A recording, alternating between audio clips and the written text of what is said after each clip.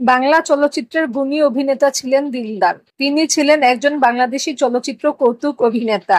দিলদার 13 জানুয়ারি 1945 সালে চাঁদপুর জেলার সদর উপজেলার শাহতলী গ্রামে জন্মগ্রহণ করেন। তিনি এসএসসি পাশ করার পর পড়ালেখা ছেড়ে দেন। দিলদার কৌতুক অভিনেতা হিসেবেই পরিচিত ছিল।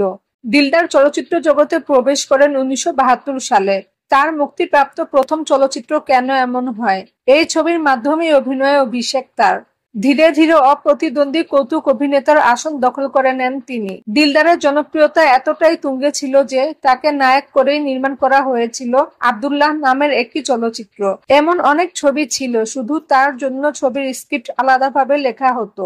দিলদারের সমসাময়িক কৌতুক অভিনেতাদের মধ্যে ছিল টেলি সামাদ। দিলদারের অভিনীত অন্যান্য চলচ্চিত্রের মধ্যে বেদের মেয়ে জ্যোৎস্না, বিক্ষোভ, অন্তরে অন্তরে, কন্যাদান, চাওয়া থেকে পাওয়া, সুন্দর আলী, জীবন সংসার, স্বপ্নের নায়ক, আনন্দ অশ্রু, শান্ত কেন মাস্তান, গাড়িয়াল ভাই, অচিন দেশের রাজকুমার, প্রেম যমুনা, বাঁশিওয়ালা ইত্যাদি উল্লেখযোগ্য। 2003 সালে সেরা কৌতুক অভিনেতা হিসেবে তুমি শুধু আমার চলচ্চিত্রের জন্য জাতীয় চলচ্চিত্র পুরস্কার লাভ করেন দিলদার। বাংলাদেশের কৌতুক জগতের ইতিহাসে এখনো দিলদার নামটি জনপ্রিয়তার শীর্ষে। ব্যক্তিগত জীবনে দিলদার রোকেয়া বেগমকে বিয়ে করেন। তাদের 2 কন্যা সন্তান।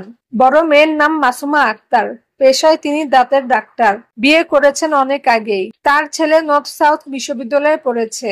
আর ছোট মেয়ে জিনিয়া আফরোজ। বিএনপির অঙ্গ সংগঠন জিয়া সাংস্কৃতিক সংসদের সভাপতি ছিলেন দিলদার। কিন্তু মারা যাওয়ার পর প্রথম 3-4 বছর সংগঠনটি দিলদারের মৃত্যুবার্ষিকী পালন করত। দিলদার 2003 সালের 13 জুলাই মারা যান। পরে তাকে ঢাকার ডেমরায় অবস্থিত সানারপাড় এলাকায় পারিবারিক কবরস্থানে দাফন করা হয়।